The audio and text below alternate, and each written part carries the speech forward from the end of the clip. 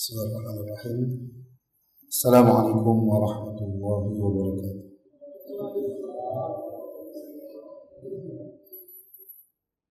Alhamdulillahilladzi arsala rasulahu bil huda wa dinil haqq liyudhhirahu 'ala ad-dini kullihi wa kafaa billahi shahida. Asyhadu an la ilaha illallah wahdahu la syarika lah wa asyhadu anna Muhammadan 'abduhu wa rasuluh. Salawatullahi wa salamuhu alaihi wa ala alihi wa ashabihi wa man istanna bi sunnatihi wa tamassaka bi hadihi wa sallama tasliman mazida amma ba'd. Allahumma inna nas'aluka ilman nafi'an wa rizqan thayyiban wa amalan mutaqabbalan wa lisanan dhakiran wa qalban khashi'an. Allahumma inna na'udzubika min ilmin la yanfa' wa min qalbin la yakhsha' wa min nafsin la tashba' wa min da'watin la yustajabu laha. Jamaah rahimani Allah wa iyyakum ajma'in. Alhamdulillah, kita bersyukur kehadirat Allah Subhanahu wa taala yang telah memberikan kepada kita kemudahan dan juga kesempatan agar bisa berkumpul kembali di majelis dan di malam yang berbahagia ini, di hari-hari yang mulia ini, di bulan yang haram, di bulan yang mulia. Semoga Allah Subhanahu wa taala berikan kita hidayah agar bisa senantiasa istiqomah di atas jalan kebenaran dan ketaatan kepadanya. Salawat serta salam semoga tercurahkan kepada Nabi kita Muhammad sallallahu alaihi wasallam, kepada para sahabat beliau, kepada istri-istri beliau, putra-putri beliau radhiyallahu anhum ajma'in, sampai kepada kita sebagai umatnya yang senantiasa berusaha untuk istiqomah di atas petunjuk dan sunnah-sunnah beliau. Jemaah rahimani Allah wa iyyakum ajma'in. Kita masuk pembahasan hadis yang baru, yaitu hadis ke-22 dari kitab peringatan terhadap, atau dari bab peringatan terhadap akhlak-akhlak yang buruk, atau dalam hadis atau dalam kitab Bulughul Maram, yaitu hadis yang ke-1516 dan 1517. Hadis ke-22, An Abi Darda anna Nabiy sallallahu alaihi wasallam qala innallaha la yubghidul fahishal bali. Dari Abu Darda bahwasanya Rasulullah sallallahu alaihi wasallam bersabda, sungguh Allah membenci orang yang lisannya kotor dan lisannya kasar. Hadis ini merupakan potongan dari sebuah hadis yang bisa kita lihat lengkap hadisnya dalam Sunan Tirmidzi, yaitu dengan redaksi ma syai'un athqalu fi mizanil mu'mini yaumal qiyamati min khuluqin hasanin fa innallaha la yubghidul fahishal bali. Rasulullah bersabda, sesungguhnya tidak ada sesuatu apapun yang paling berat di timbangan kebaikan seorang mukmin pada hari kiamat nanti, ya, selain akhlak yang mulia. Dan sungguh benar-benar Allah itu sangat membenci orang yang lisannya kotor dan kasar. Dalam hadis ini, ya, kita dapati bahwa di dalam hadis ini diawali dengan penekanan bahwasanya timbangan yang paling berat di hari akhirat, di hari kiamat nanti yang akan didapatkan oleh seorang mukmin yaitu akhlak mulia. Kemudian di akhir hadis ini Nabi memberikan peringatan bahwasanya Allah Subhanahu wa taala membenci orang yang lisannya kotor. Allah membenci orang yang suka berkata-kata jorok, berkata-kata kasar. Maka mengukur akhlak seorang mukmin itu bisa ditempuh dengan banyak cara. Di antara cara yang bisa kita lakukan untuk bisa melihat kualitas akhlak seorang itu adalah bagaimana dia bermuamalah, bagaimana cara dia berinteraksi dengan sesama manusia. Mulai dari bagaimana raut wajahnya, apakah dia itu orangnya murah senyum atau bermuka masam atau cara-cara lainnya. Tapi ada salah satu cara yang paling tepat untuk mengukur kualitas akhlak seorang, yaitu adalah dengan bagaimana kita bisa memperhatikan lisannya, bagaimana keadaan lisannya. Karena lisan itu adalah hakikatnya ungkapan hati. Lisan itu gambaran hati. Lisan itu mengucapkan apa yang ada di dalam hatinya.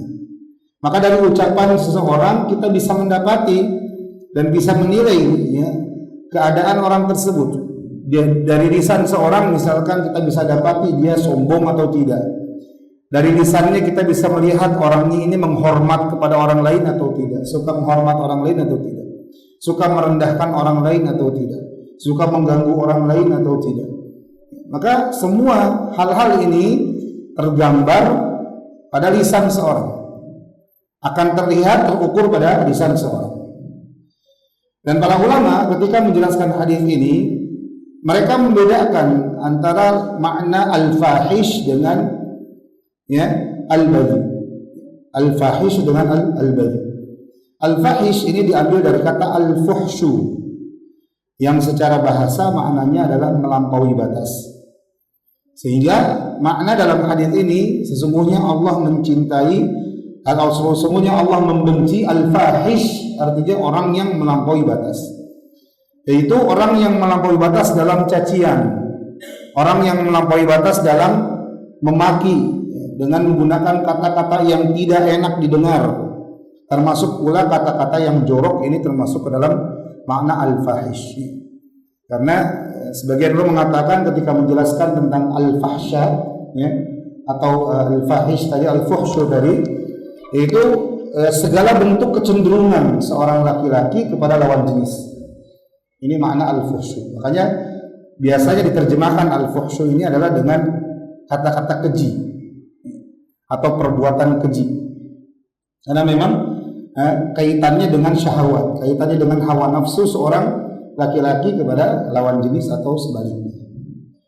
Adapun al-badhi dalam hadis ini diambil dari kata al-bada'ah. Diambil dari kata al-bada'ah, yang al-bada'ah ini lebih khusus. Kalau al-fuhsyu itu kata-katanya lebih umum, adapun al-bada'ah ini kata-katanya lebih khusus, yaitu kalimat-kalimat yang kotor, yang tidak enak didengar, di mana naluri manusia tidak suka mendengar kata-kata tersebut. Ini sebagaimana dalam syarah Sahih Al-Bukhari dikarang oleh Imam Ibnu Battal. Maka dengan demikian kata al-fuhsyu itu berkaitan dengan kadar pembicaraan.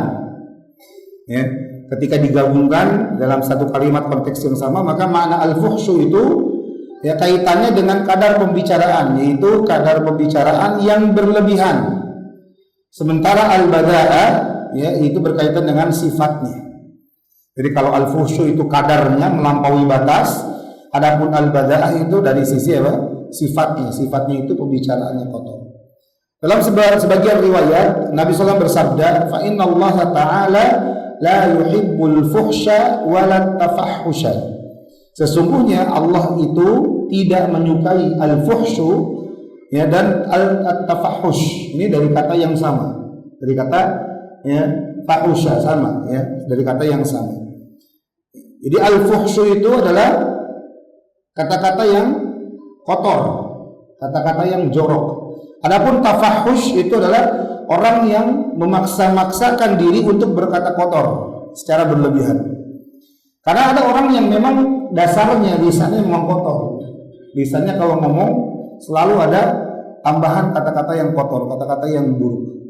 Tapi ada orang yang memaksakan diri untuk berkata-kata dengan kata-kata yang buruk tadi. Dua-duanya diberikan peringatan yang keras oleh Nabi SAW. Ya. Dikatakan Allah tidak menyukai, tidak mencintai orang yang demikian. Maka Nabi SAW memberikan peringatan kepada orang yang lisannya kotor. Nabi memberikan peringatan kepada orang yang lisannya kotor. Seakan-akan Nabi berkata, berhati-hatilah kalian, jangan sampai kalian menjadi orang yang akhlaknya buruk, dan jangan sampai kalian menjadikan lisan kalian kotor dan jorok. Jadi seakan-akan Nabi SAW memberikan peringatan demikian. Oleh karena itu Rasulullah SAW bersabda dalam hadis yang lain, mana hadis ini diriwayatkan oleh Imam Muslim dalam Sahih beliau, ya, Nabi SAW bersabda, "Inna syarran nasi manzilatan indallahi yaumal qiyamati man wada'ahu aw tarakahu an-nas ittiqa'a fuhsyihi." Kata Nabi, sesungguhnya orang yang paling buruk kedudukannya pada hari kiamat nanti di sisi Allah adalah orang yang ditinggalkan oleh orang lain karena mereka takut akan keburukan dia, akan fuhsnya dia, akan sifat fuhsnya atau melampaui batasnya dia. Maka jemaah rahimani Allah wa iyyakum ajma'in, hadis yang mulia ini memberikan peringatan kepada kita agar kita senantiasa berusaha menjaga lisan-lisan kita. Bahkan ketika Nabi SAW atau ketika kita menyampaikan kebenaran sekalipun, ingin menyampaikan sunnah Nabi SAW, ingin menyampaikan perkara-perkara tauhid, kebaikan, kebajikan, maka hendaknya kita tetap menjaga lisan kita, menjaga tutur kata kita. Jangan sampai kita berkata-kata kasar atau berkata-kata kotor sehingga menyebabkan orang lain lari dan tidak mau menerima apa yang disampaikan.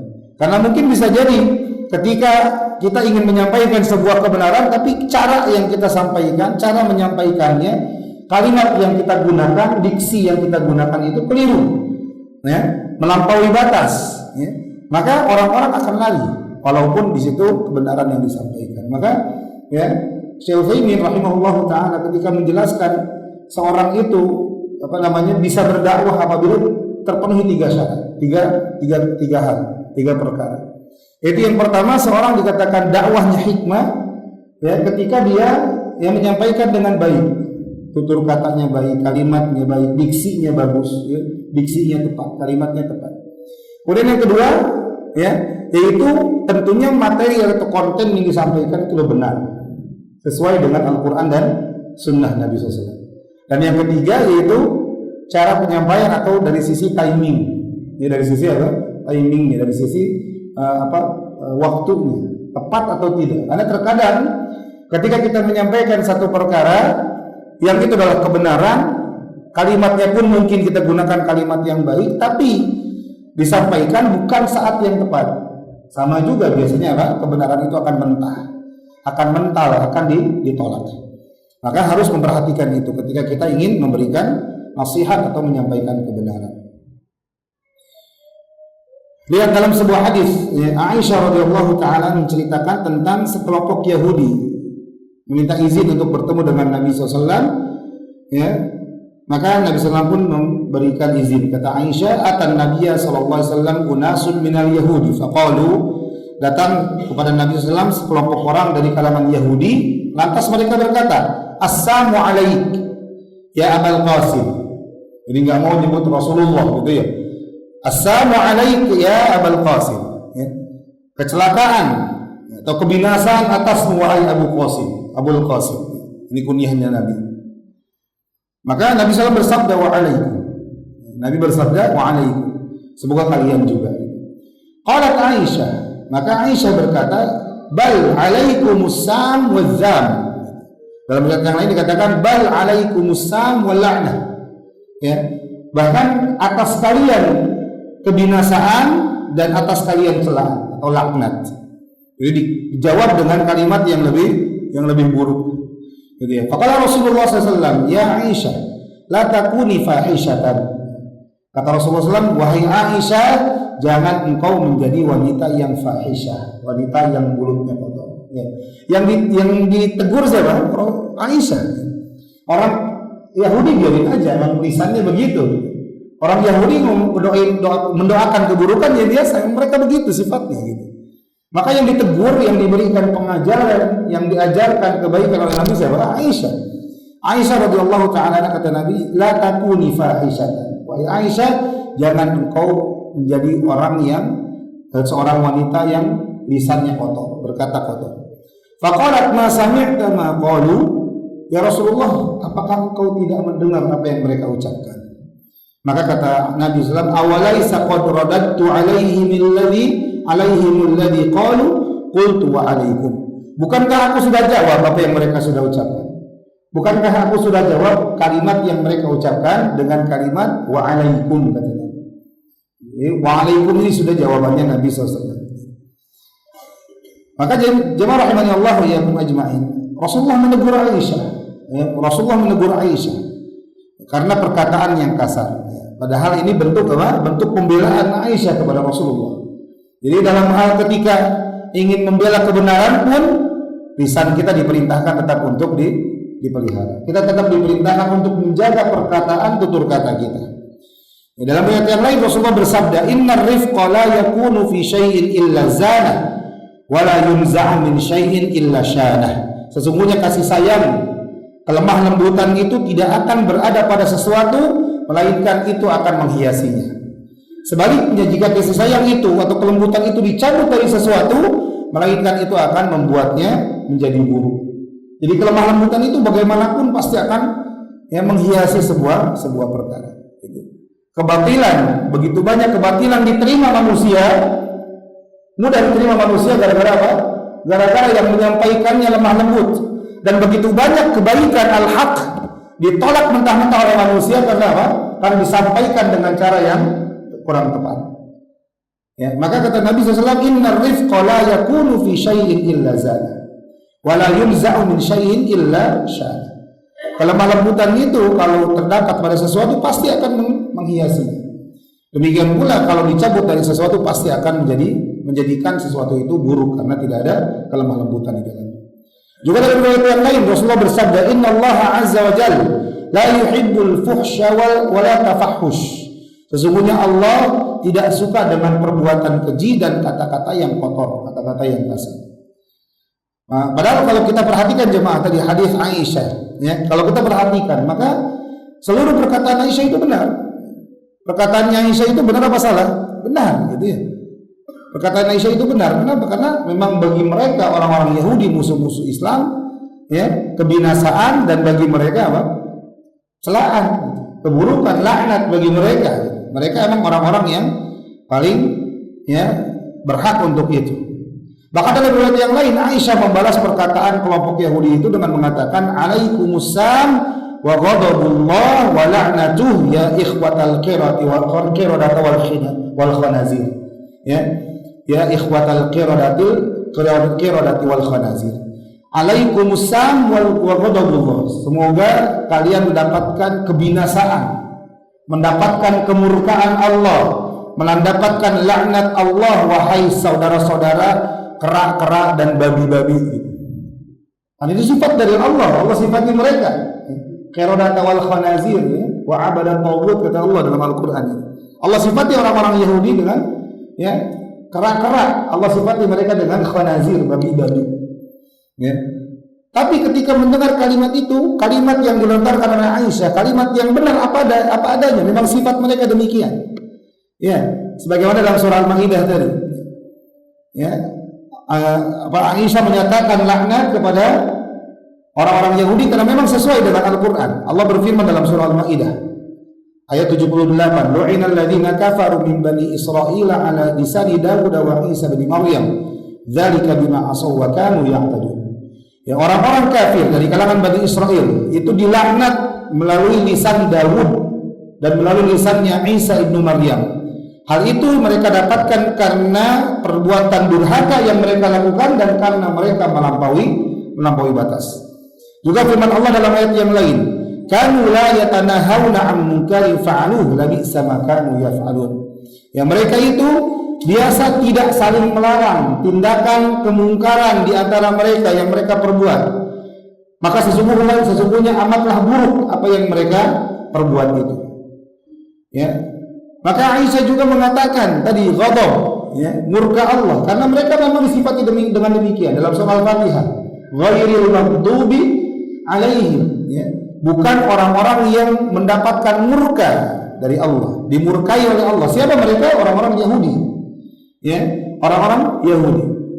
Aisyah juga benar ketika Aisyah mengatakan, "Wahai saudara-saudara kera-kera, monyet-monyet." Karena Allah berfirman dalam surah Al-Baqarah, "Kunu qiradatan khasi'in." Jadilah kalian kera-kera yang hina. Juga dalam surah Al-Maidah ayat 60 Allah berfirman, "Qul hal unabbi'ukum bi syarrin min dzalika mathubatan indallah man la'anahu Allah wa ghadiba 'alaihi wa ja'ala minhumul qiradata wal khanazir." Kata Allah, maukah aku kabarkan kepada kalian tentang orang-orang yang kedudukannya paling buruk di sisi Allah. Mereka adalah orang-orang yang dilaknat oleh Allah dan dimurkai olehnya. Di antara mereka ada yang diubah menjadi babi-babi dan monyet-monyet. Ya, diubah jadi monyet-monyet dan babi-babi kata Allah. Maka perkataan Aisyah yang memang benar adanya sesuai dengan apa yang difirmankan oleh Allah Subhanahu wa taala ketika mencela orang-orang Yahudi, ya. Bahkan Aisyah mencela mereka dalam rangka apa? Bela Nabi sallallahu alaihi wasallam, tapi apa? Ternyata sikap Aisyah ini tetap ditegur oleh Rasulullah sallallahu alaihi wasallam. Jadi kalimatnya Aisyah, ya, semoga Allah berikan kamu kebinasaan, ya, berikan kemurkaan Allah, ya, berikan kemarahan Allah. Kemudian juga, ya, diberikan laknat wahai saudara-saudara kera-kera dan babi-babi. Tapi apa? Perkataan yang benar apa adanya itu pun tetap ditegur oleh Nabi SAW. Oleh karena itu jamaah rahimani Allah wa iyyakum ajma'in, ketika kita ingin menyeru manusia kepada tauhidullah, mendakwahkan mereka kepada sunnah-sunnah Rasulullah sallallahu alaihi wasallam, dan ingin membantah orang-orang yang salah, maka hendaknya kita untuk benar-benar memperhatikan kata-kata yang kita sampaikan. Sampaikan bantahan-bantahan itu, sampaikan kebenaran-kebenaran itu dengan kata-kata yang lembut, dengan kata-kata yang baik. Ya, kepada orang Yahudi saja Nabi SAW memerintahkan kita untuk memilih kata-kata yang baik, apalagi ketika yang kita ajak adalah dari kalangan kaum muslimin. Kepada orang kafir sekalipun apabila kita berdebat dengan mereka, maka kita diperintahkan untuk berdebat dengan cara yang baik. Allah berfirman, wala tujadilu ahlal kitabi illa billati hiya ahsan. Janganlah kalian mendebat ahli kitab kecuali dengan cara yang terbaik. Illa billati hiya ahsan. Artinya kalau misalkan orang-orang Yahudi ini mendebat kita dengan kalimat-kalimat yang kasar, kalimat kotor, kalimat celaan, makian, maka balas dengan yang lebih baik. Balas dengan cara yang lebih baik. Maka kalau kita diperintahkan untuk mendebat kaum Yahudi, ya, orang-orang yang paling buruk, orang-orang yang paling dilaknat oleh Allah dengan cara yang baik, maka apalagi yang kita debat, yang kita ajak diskusi, ya, adalah kaum muslimin yang masih mengucapkan kalimat la ilaha illallah. Oleh karena itu jemaah, hendaknya kita untuk senantiasa menjaga, hendaknya kita untuk senantiasa memelihara lisan-lisan kita. Perhatikan tutur kata kita. Ya, hendaknya kita untuk mengingat akibat yang buruk apabila tidak menjaga lisan. Apa akibat buruk tidak menjaga lisan? Apa akibat buruknya? Dibenci oleh Allah Subhanahu wa taala. Siapa yang mau dibenci oleh Allah Subhanahu wa taala? Lisan kita kecil jemaah, ukurannya kecil, organ tubuh yang kecil, daging yang tak bertulang, gitu ya. Daging yang sangat lunak. Tapi itu bisa menimbulkan bahaya yang sangat besar. Bisa mendatangkan malah bahaya yang begitu besar. Kalaupun isinya benar tapi dibungkus dengan kalimat-kalimat yang kasar, kalimat yang kotor, maka ya disampaikan dengan cara yang kotor misalkan, maka ya itu bisa apa? Bisa mendatangkan kebencian dari Allah. Ketika menyampaikan kebenaran, menyampaikan tauhidullah, menyampaikan ya sunnah Rasulullah, menyampaikan yang halal, menyampaikan yang haram, tapi diisi dengan ejekan, diisi dengan sindiran, itu diisi dengan yang menjatuhkan harga diri orang lain, maka itu malah bisa mendatangkan kebencian. Jadi kalau ingin menyampaikan kebenaran, sampaikan kebenaran itu. Ingin mengingkari kemungkaran, ingkari kemungkaran itu. Tapi jangan dibungkus dengan ejekan, jangan dibungkus dengan kata-kata kasar, jangan dibungkus dengan menjatuhkan harga diri orang lain. Jangan pakai bahasa sindiran misalkan gitu ya. Karena apa? Tetap akan dapat kebencian dari Allah, akan dibenci oleh Allah Subhanahu wa taala. Dan apabila seorang sudah dibenci oleh Allah, apalagi yang diharapkan dari kebaikan, apalagi yang diharapkan oleh seorang yang mendapatkan kebencian dari Allah Subhanahu wa taala. Padahal kita sudah berupaya untuk bisa berusaha menggapai cinta Allah, tapi malah gampang melakukan perbuatan-perbuatan yang bisa mendatangkan kebencian dari Allah. Maka sebelum kita berucap, sebelum kita berkata-kata, sebelum kita bertutur kata, hendaknya kita pikirkan terlebih dahulu akibat dari ucapan yang kita ucapkan. Jangan asal jeplak gitu ya. Jangan asal jeplak, jangan asal ya saklek mengucapkan kalimat, karena apa? Hal itu bisa mencirikan ya hal-hal yang tidak baik, menjadi ciri yang tidak baik, dan bisa jadi itu dengan tidak sadar bisa apa? Merendahkan orang lain dan bahkan menyakiti hati orang lain. Ada sebuah syair yang mengatakan, as-sumtu zainun was-sukutu salamah, fa idza nadabta fala takun miktara, fa idza nadimta ala sukutika marrah fa tandam ala al-kalami mirara. Tidaklah berbicara itu adalah keindahan, atau tidak berbicara itu adalah keindahan, dan diam merupakan keselamatan. Jika kau pun harus berbicara, maka janganlah banyak bicara. Jadi kalaupun harus bicara, ya secukupnya, sekadarnya, ya, jangan terlalu banyak bicara. Kalaupun engkau menyesal karena engkau diam, maka sungguh engkau akan berkali-kali menyesal karena perkataan. Jadi orang yang paling selamat siapa? Orang yang paling banyak diamnya. Gitu. Ini dari maghrib tadi sampai jam segini, jam sekarang, siapa yang paling banyak kesalahannya? Ya, Zulfadli gitu. Orang yang paling banyak kesalahannya siapa? Zulfadli. Kalian paling banyak ngomong gitu. Antum yang paling selamat, yang paling banyak diam dari tadi gitu, walaupun sambil ngantuk. Tapi diam, santai, aman gitu. Daripada apa? Ngomong berapa menit, 15 menit, 10, setengah jam gitu. Ngomong tapi banyak salah. Ini yang keliru, yang berbahaya ya. Maka apa? Diam, kalau orang bilang ya, apa namanya? Diam itu emas, maka orang berkata diam itu emas gitu ya. Orang berkata diam itu emas, karena memang demikian gitu ya. Pentingnya diam, apalagi di zaman fitnah sekarang. Jadi nggak usah banyak-banyak komentar gitu ya, nggak usah banyak-banyak mengomentari apa yang viral gitu ya, apa yang viral dengan surat pemusik gitu ya, nggak usah lah. Gitu. Biarkan ustaz-ustaz kita yang berbicara, ya biarkan ustaz-ustaz kita yang berbicara tentang itu. Kita sudah dengarkan apa yang beliau sampaikan, jadi kalau kebenaran itu adalah kebenaran, kita terima kebenaran itu. Kalau enggak sudah selesai ini.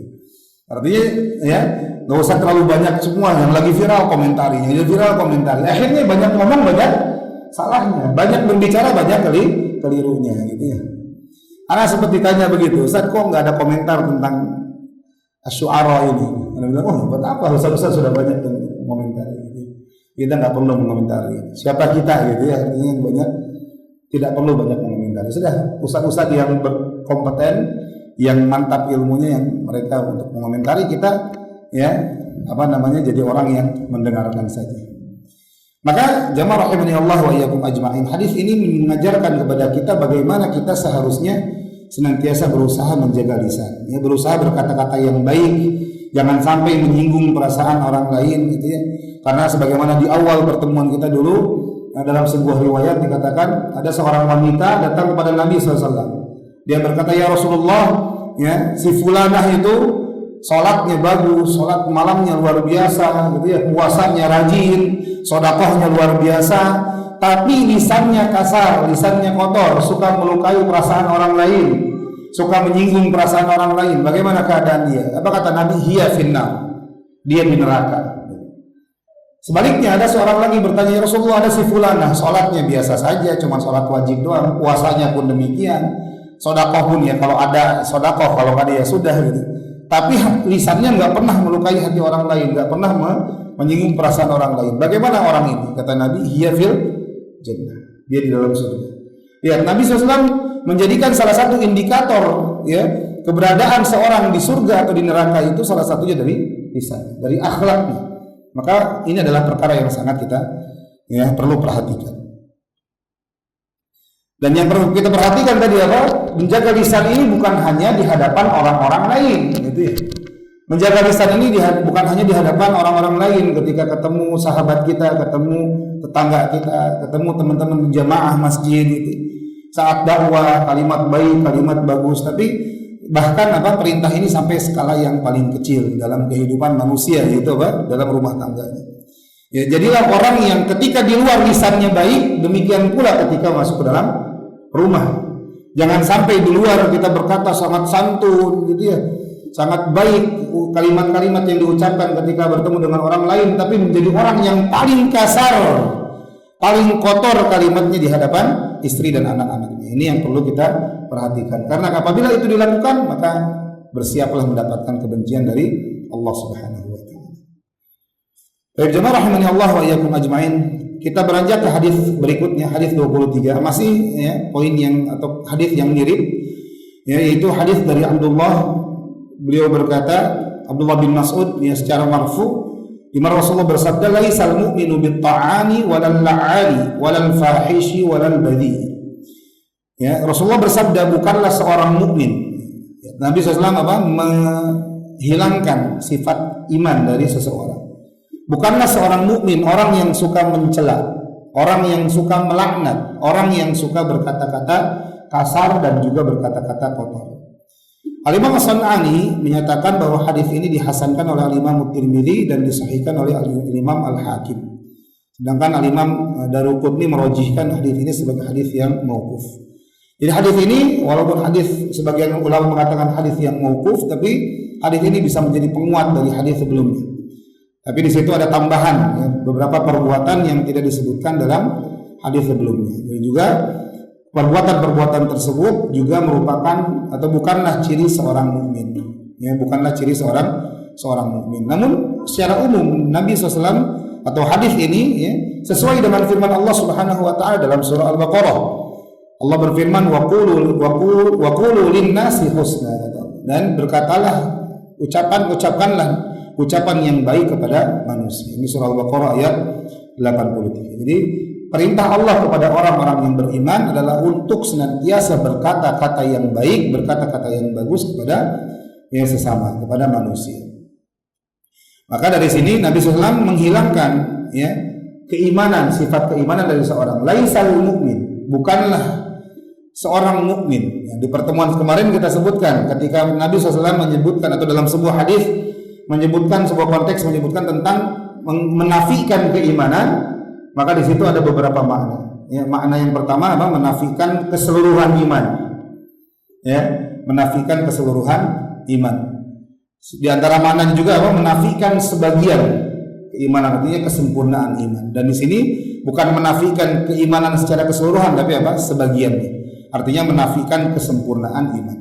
Maka makna laisal mukmin, bukanlah seorang mukmin, artinya bukanlah seorang mukmin yang sempurna imannya.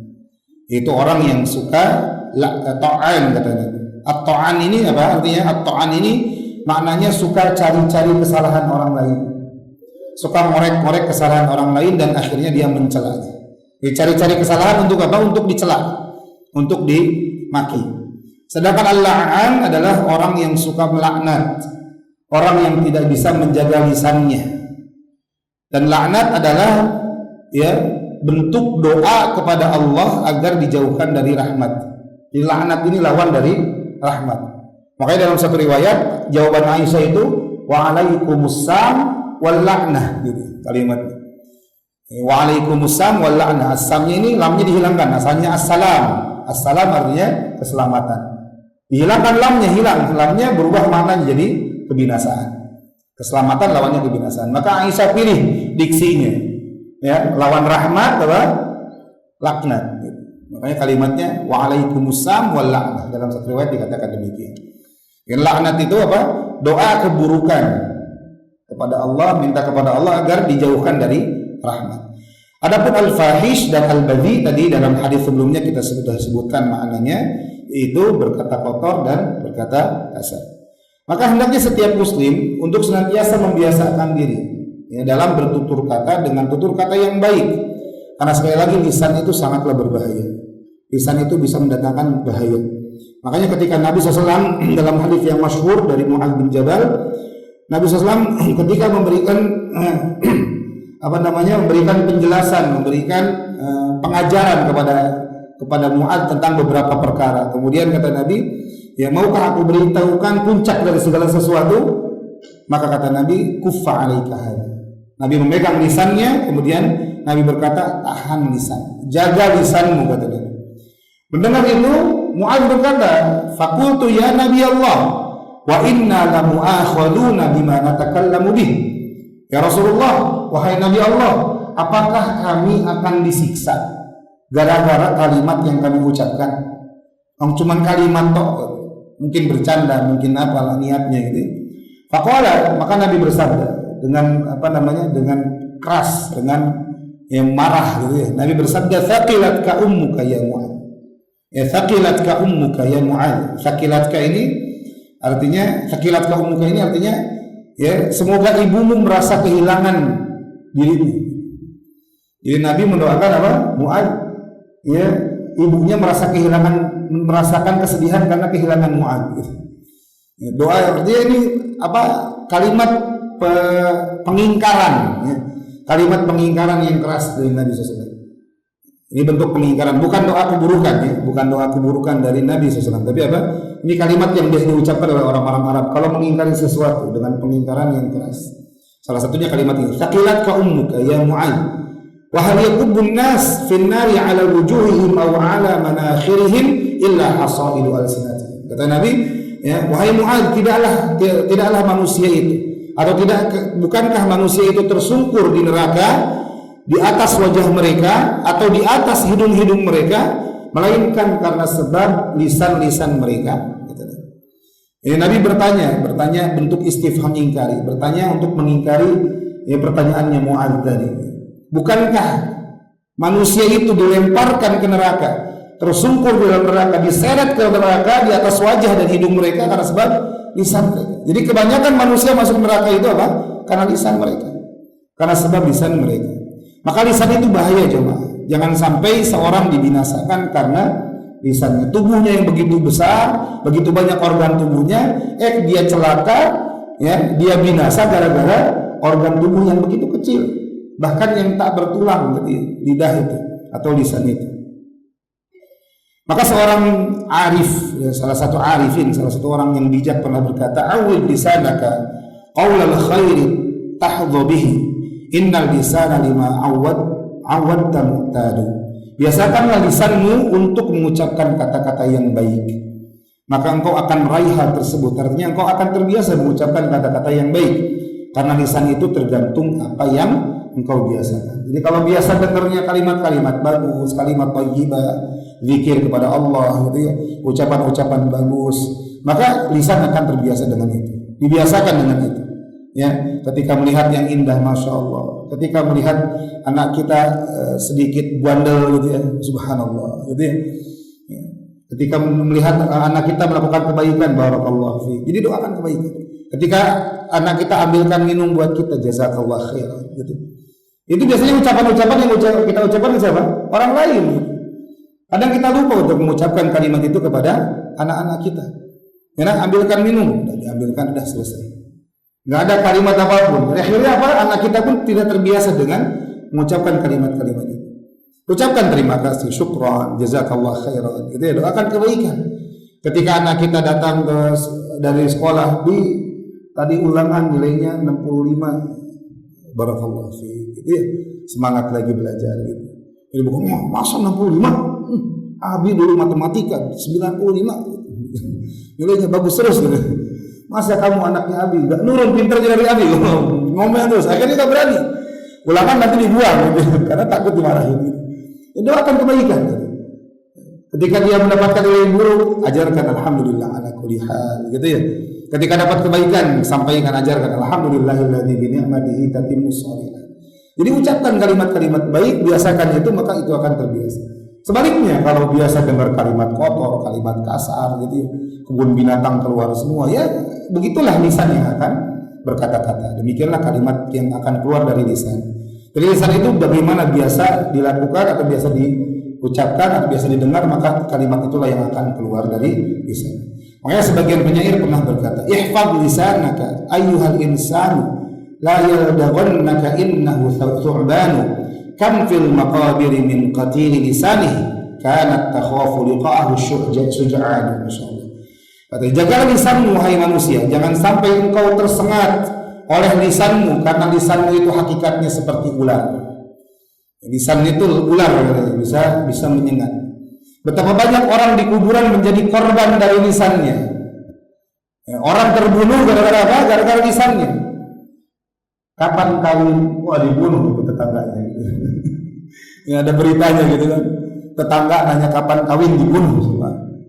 Gara-gara nanya kapan kawin. Ini lisan harus dijaga. Makanya di Saudi itu ada aturan. Ya, di Saudi itu ada aturan, Pak. Nggak boleh nanya kapan nikah, nggak boleh nanya ya, kapan punya anak, kapan punya anak lagi, atau kapan nikah lagi, apalagi gitu. Nggak boleh, ada aturannya, ada aturan tertulis di Saudi. Karena memang itu masalah privasi pertama. Yang kedua masalah takdir, gitu ya, masalah takdir. Apalagi misalkan anak, kapan punya anak? Ya. Siapa yang nggak mau punya anak kan gitu pertanyaan itu. Jadi ya pertanyaan-pertanyaan itu pertanyaan-pertanyaan yang nggak boleh diucapkan, ditanyakan. Wa kam fil maqabiri ya min qatil lisanihi kanat takhafu liqa'ahu syuja'an. Betapa banyak orang di kuburan menjadi korban dari lisannya. Padahal sewaktu dia masih hidup, dahulu dia ditakuti oleh orang-orang yang pemberani. Ya, itu. Jadi orang-orang bisa mati gara-gara apa? Gara-gara lisannya. Dan banyak terjadi gitu. Peperangan dahulu di kalangan orang-orang Arab gara-gara apa? Gara-gara sering ejek-ejekan. Awalnya ejek-ejekan, akhirnya jadi berantem, akhirnya jadi perang antar kabilah. Akhirnya turun-menurun, anak-anak yang nggak tahu apa-apa masalah dulunya, ya karena ini sama-sama lawan kabilah begitu. Antara supporter gitu ya, supporter bola gitu. Jakarta lawan Bandung, Surabaya lawan Malang gitu ya. Berantem gitu. Gara-gara ejek-ejekan awalnya. Akhirnya kelahi, akhirnya berantem. Orang-orang yang sekarang nggak tahu masalah awalnya dulu. Yang penting, oh itu oren musuh saya, oh itu hijau musuh saya. Itu kan gara-garanya apa? Gara-garanya masalah lisan, masalah celah-celahan.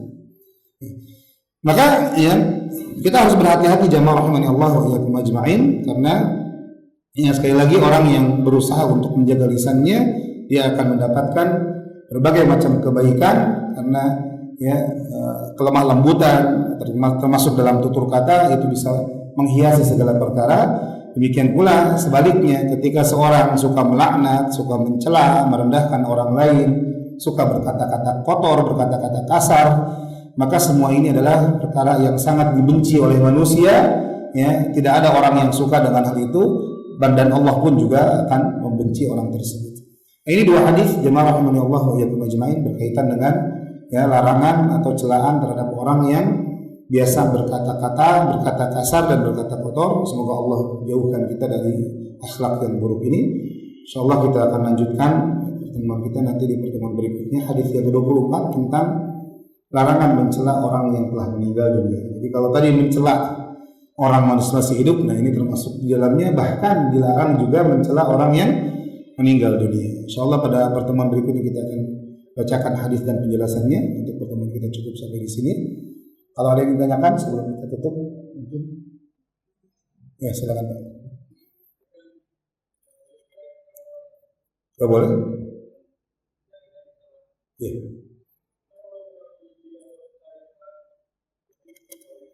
Iya. Tadi katakan nggak boleh mencari kesalahan. Ya. Gimana kalau seorang penyidik, polisi gitu, atau orang pihak berwenang? Gimana cari bukti kalau nggak cari-cari kesalahan? Nah, kalau ini orang yang berwenang.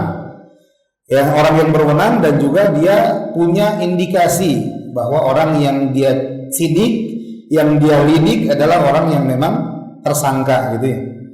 Maka cari-cari kesalahannya boleh, artinya dia mencari kesalahannya untuk diadili. Yang dilarang itu adalah mencari kesalahan untuk dicela.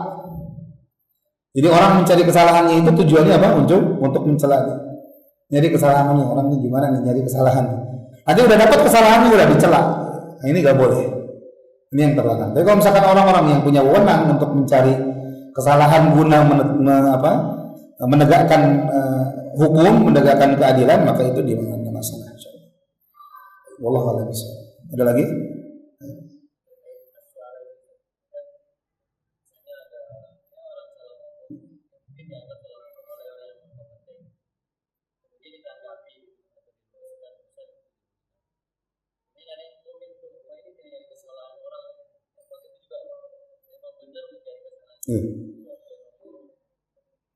Kalau fenomena yang terjadi kan tadi nggak usah dibahas. Ya, baik. Kalau misalkan melihat fenomena yang ada dan kita lihat perkembangan yang terjadi, bahwa kesalahan yang disampaikan itu bukanlah kesalahan yang atau kekeliruan yang berasal dari salah ngomong atau salah ucap, bukan. Tapi memang pertama pemilihan diksi yang salah, kemudian yang kedua memang berdasarkan atau berasal dari pemahaman yang keliru. Itu dulu poinnya. Pemahaman yang keliru. Jadi pemahaman yang keliru akhirnya menghasilkan diksi yang keliru, kalimat yang keliru. Nah, ketika ada orang yang meluruskan, maka bukan dikatakan mencari-cari kesalahan, apalagi kesalahannya itu memang diekspos sendiri di media sosial, kan diupload, semua bisa mengakses, nggak ada yang ditutup-tutupi. Jadi itu bukan bentuk mencari kesalahan. Mencari kesalahan itu kalau misalkan nyari di situs website, kemudian setelah di situs website dicari dapat skripsinya, kemudian di print, nah itu cari-cari kesalahan kalau itu. Di skripsinya di print, nah itu cari-cari kesalahan. Jadi kalau bantah-bantahan dari para ulama dahulu biasa bantah-bantahan. Al-Imam Syafi'i, Imam Ahmad, para ulama besar yang lainnya saling bantah-bantahan biasa, saling mencela satu sama lain, artinya mencela dalam hal ilmiah biasa, nggak masalah. Gitu. Misalkan dalam masalah sedekap ketika i'tidal, gitu kan, sedekap ketika i'tidal, Imam Al-Albani jelas menyatakan bid'ah. Imam Al-Albani menyatakan jelas bid'ah. Para ulama, Imam Ibnu Baz, Imam Al-Utsaimin, itu kan, mereka berpendapat dengan pandangan mazhab Hanabilah yang menyatakan sunnah. Terus mereka mau apa, gara-gara deketan atau temenan terus akhirnya nggak membantah-bantah? Tidak, saling bantah karena ilmiah. Tapi ketika ketemu saling benci? Tidak saling benci. Bahkan sholat bareng jamaah, Syekh bin Baz jadi imam, Syekh Al-Albani ketika i'tidal sedekap, gitu, karena mengikuti imamnya. Itu artinya seorang yang membantah kesalahan seorang itu tidak selalu serta-merta dikatakan cari-cari kesalahan. Dan itu memang kalimat yang banyak digunakan untuk membantah, karena sudah nggak bisa bantah lagi, jadi akhirnya kalimatnya diksinya bantahannya cari-cari kesalahan. Ini yang keliru. Karena kesalahannya sudah ada, gitu. Kesalahannya sudah ada. Baik, wallahu a'lam bishawab. Ini mungkin yang bisa disampaikan. Semoga bermanfaat. Dan Allah wa iyyakum ajma'in. Naktafi bihadzal qadar bi du'ai kafaratul majlis. Subhanakallahumma bihamdika asyhadu an la ilaha illa anta astaghfiruka wa atubu ilaik. Wa akhiru da'wana alhamdulillahi rabbil alamin. Assalamualaikum warahmatullahi wabarakatuh.